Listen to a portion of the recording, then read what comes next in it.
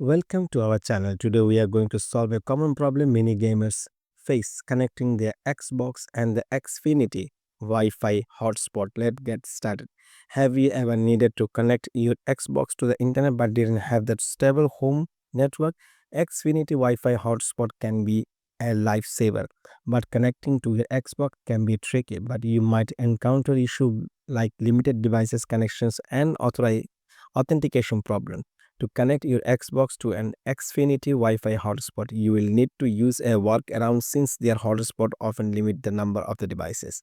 We will show you how to use an alternate MAC address to bypass these restrictions. First, connect your phone or laptop to the Xfinity Wi-Fi hotspot. Ensure you are logged into the Xfinity credentials. Next, find the MAC address of your connected device. On and the iPhone, go to setting general about. On the laptop, check your Wi-Fi setting for the MAC address. Now you can on your Xbox, go to network settings, select the setup wireless network and choose Xfinity Wi-Fi. When prompted for authentication, select the enter alternate MAC address. Enter the MAC address from your phone and laptop.